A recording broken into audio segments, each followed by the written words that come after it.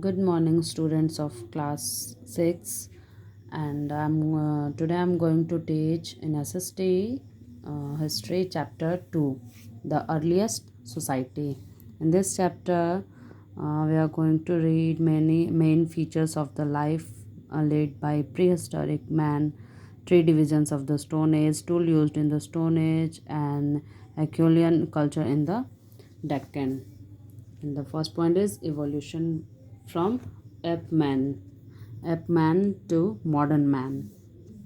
कैसे आदि मानव से और अभी का मानव तक का सफ़र हम यहाँ देखेंगे.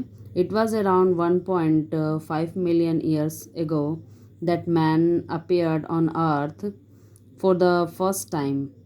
It was ये तब की बात है 1.5 million years ago. 1.5 million years पहले की ये बात है जब अर्थ पे पहली बार इंसान यहाँ आए थे.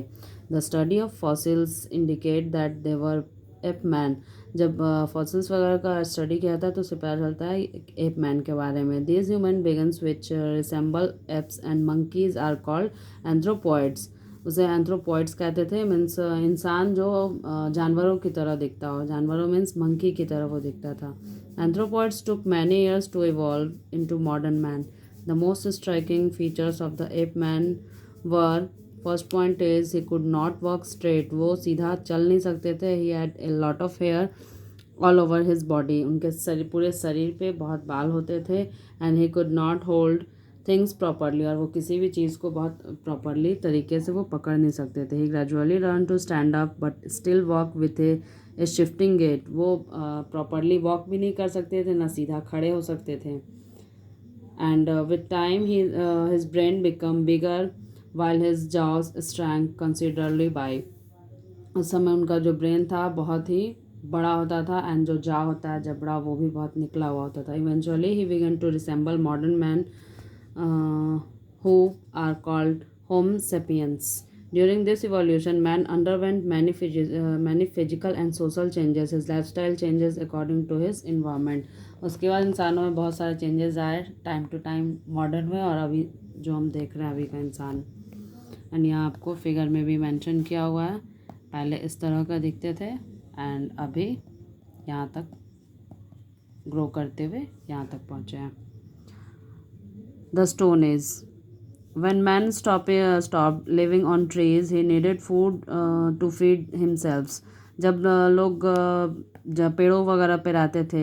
When man stopped पेड़ों पे रहना वगैरह बंद कर दिया. He need food for to feed. वो उन्हें खाने के लिए अपने भूख को ख़त्म करने के लिए भोजन चाहिए थी. And also some implement to protect himself from wild animal. और अपने सुरक्षा के लिए भी उन्हें ज़रूरत थी कि जंगली जानवरों से खुद को वो बचाएं प्रोटेक्ट करें. ही यूज स्टोन्स. उसके बाद उन्होंने पत्थरों का यूज़ करना शुरू कर दिया. Which were available in plenty to make weapons. और से उन्होंने वेपन्स भी बनाना शुरू किया हथियार. दस historians have called the period the stone as. इसलिए इस स्टोन का बहुत ज़्यादा यूज़ होता था इसलिए हिस्टोरियंस जो है इसे कहते हैं stone age. The stone age has been further divided into 3 parts. और इस स्टोन एज को भी 3 पार्ट्स में डिवाइड किया गया. First part is palaeolithic age जिसे ओल्ड एज भी कहा जाता है. ये 5 lakh BCE to 10,000 BCE. Second point is mesolithic age middle stone age 10,000 BCE to 8,000 BCE. Third point is neolithic age new stone age जिसे कहा जाता है 8,000 BCE to 4,000 BCE. First point is palaeolithic age. Palaeolithic man led a life of a nomad. ये लोग एक nomad की तरह life use करते थे. मीन्स घुमंतु डिफ्यूजी टाइप. उनका कोई ना घर होता था ना कुछ. जहाँ भोजन मिले वहाँ वो घूमते थे.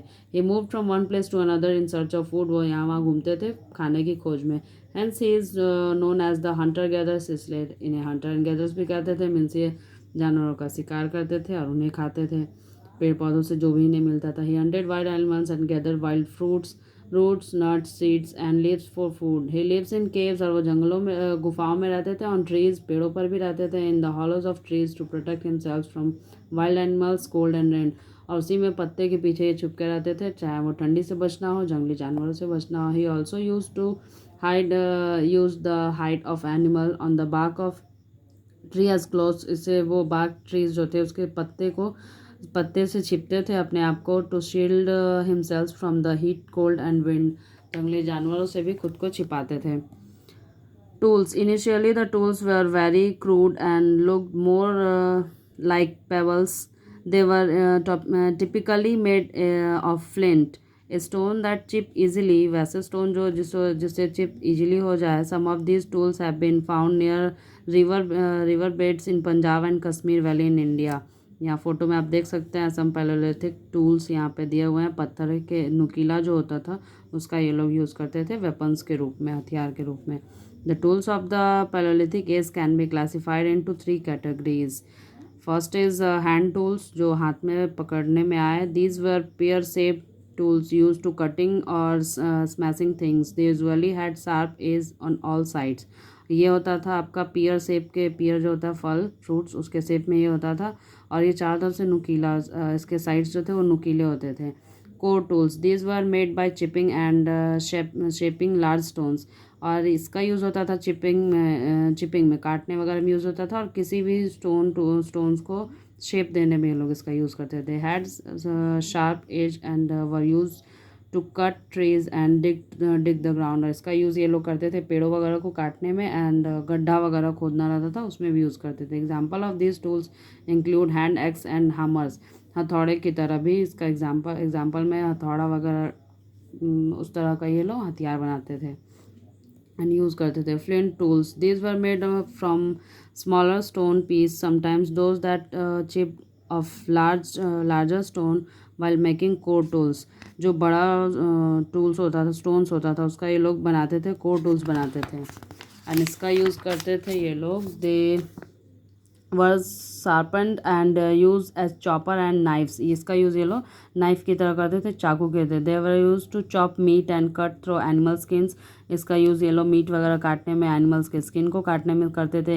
Examples include cleavers and scrapers.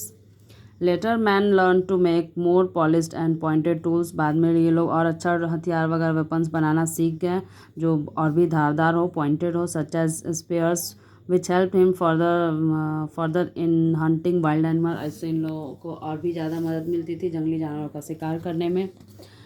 Discovery of fire. Fire was undoubtedly the most important discovery of the Paleolithic age. ये undoubtedly सबसे important discovery है, खोज है इन लोग Paleolithic age का. Interestingly, it was probably an accidental discovery. ये एक accidental discovery है